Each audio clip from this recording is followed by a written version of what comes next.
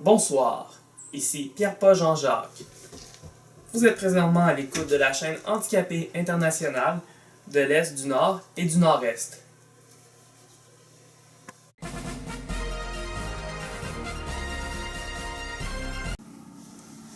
En cette journée du 30 novembre 1995, l'opération Tempête du désert a officiellement pris fin. Pour cet événement, nous vous présenterons un reportage complet sur les événements.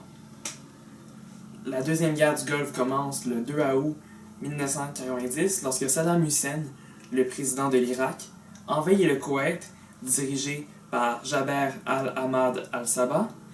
Les États-Unis, présidés par George Bush, rassemblent une coalition de 28 États, soutenue par l'ONU qui rassemble divers pays comme l'Arabie Saoudite, le Royaume-Uni, le Canada et bien d'autres, vient en aide au Koweït. Les combats prennent fin le 34 février 1991. L'opération de maintien de la paix vient elle aussi de prendre fin. Ce soir, je reçois pour vous un spécialiste de la guerre du Golfe. Il n'est pas professeur d'université, il a seulement trop de temps libre.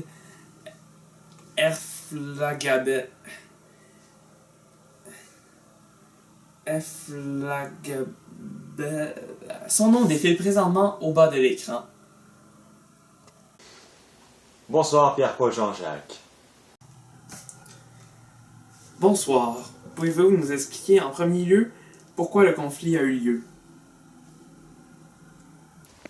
Il faut avant tout savoir que l'Irak avait une grande dette envers le Koweït, puisqu'il devait mener la guerre contre l'Iran, dans ce qu'on appelle communément la première guerre du Golfe.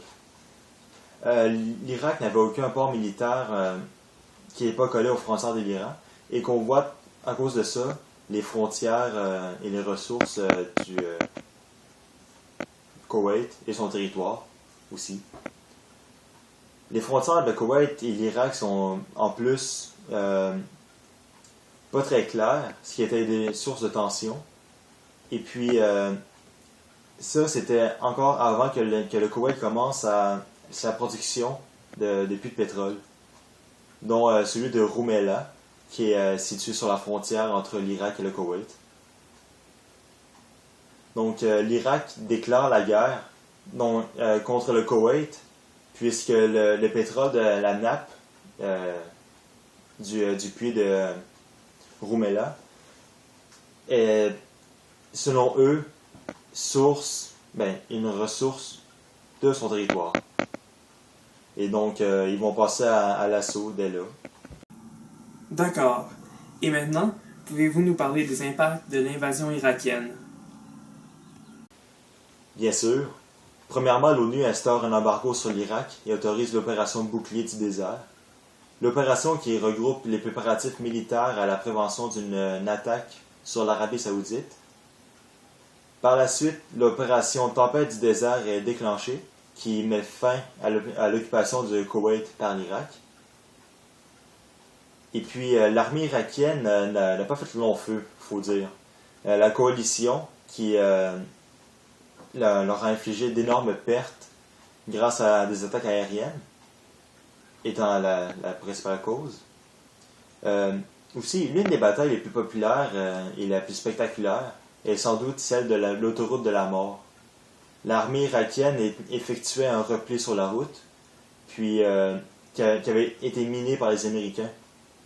Et lorsqu'ils se sont fait bombarder par les Américains avant de se faire attaquer par les forces au sol, ça a été un énorme massacre. Nos sources m'ont aussi informé d'événements ayant lieu après le cessez-le-feu du 28 février.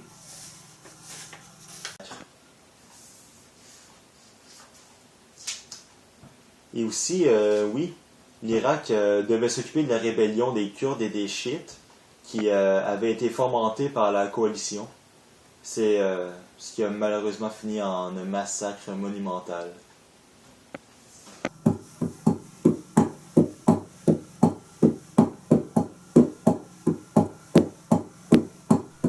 En ondes. Hein? Ah!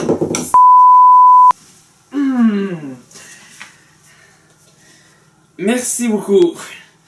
Nous tenterons de regagner l'audience que votre chronique nous a fait perdre avec une parenthèse sport.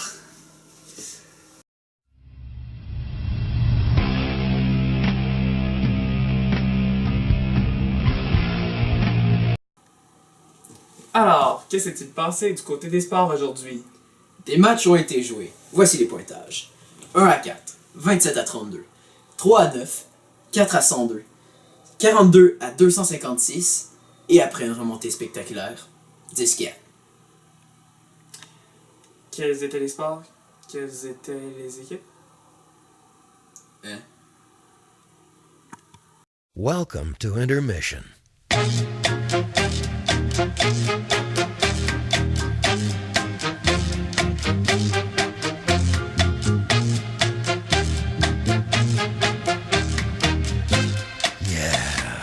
Intermission. Désolé de ce contretemps. Je vous présente Martin Lémire, notre journaliste de terrain. Martin Lémire est lui-même allé interviewer des soldats lors des affrontements. Oui, en effet, je tiens à vous montrer des extraits. Regardons cela.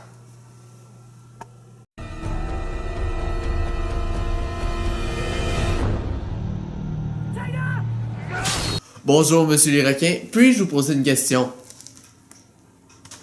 Oui. Tu veux une claquer racaine? J'aimerais savoir pourquoi vous avez envahi le Koweït. On est dans le trou, parce qu'on a essayé de récupérer le pétrole qui était en Iran.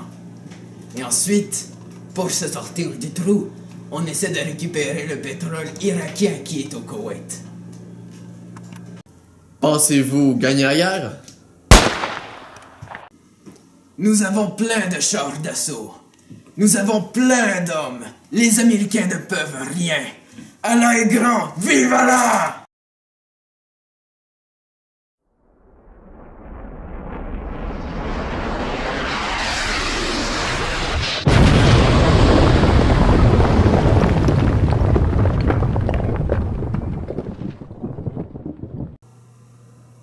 Je suis naturellement allé voir du côté des Américains aussi. Eh bien, montrez-nous.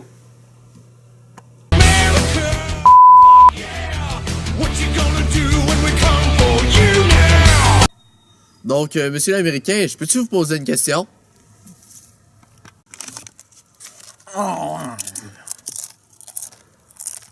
Pourrais-je vous demander de développer sur votre précédente réponse?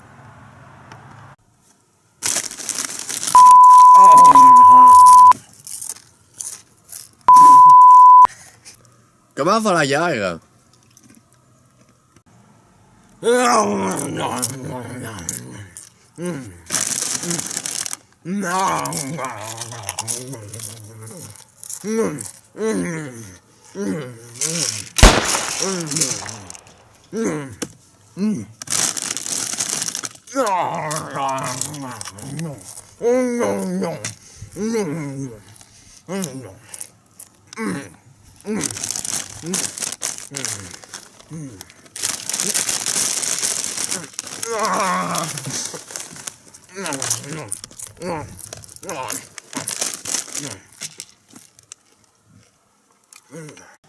Nous avons décidé de terminer cette chronique sur un comparatif entre la guerre Koweït-Irak et le conflit israélo-palestinien.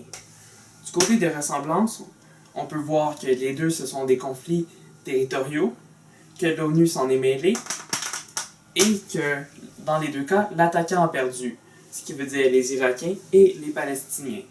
Pour ce qui est des différences, les deux ont reçu une intervention des Américains. Sauf que dans la guerre Koweït-Irak, les Américains ont envoyé des hommes au sol, et dans la guerre, le conflit israélo-palestinien, ce sont seulement des envois d'armes.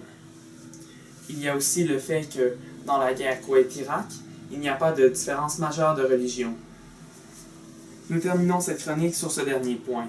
Monsieur et Madame tout le monde sans réelle importance, bonsoir.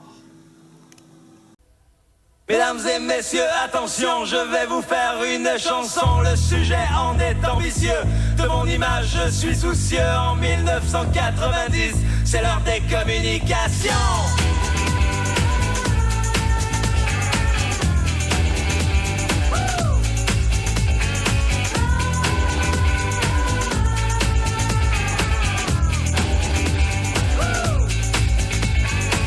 Depuis le début de ce siècle, nous avons vu l'apparition du moteur fort à explosion, puis de l'avion à réaction. mais de toutes les émotions. C'est sans doute la bombe à neutrons qui nous laissa le plus baba au cours du célèbre Hiroshima. Mais 1990 devrait nous laisser tous pantois, devrait nous laisser tous gaga.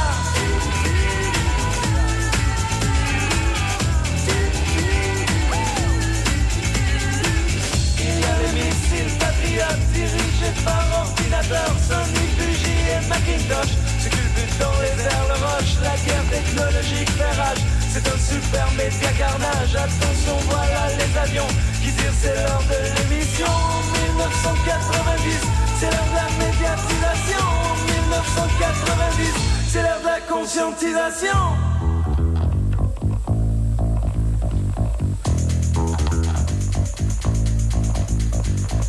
Fini les temps maudits du sport, du jogging et de la cigarette. La preuve en est nos beaux soldats américains qui sont là-bas, bronzés à la vitamine D, nourris aux fibres équilibrées. Les morts qui seront faits là-bas seront en bonne santé, je crois.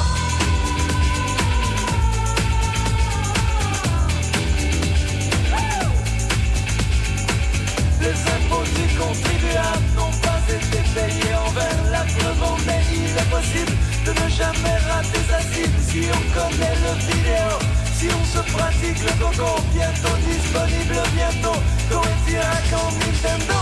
1990, c'est l'ère de la socialisation. 1990, c'est la démocratisation.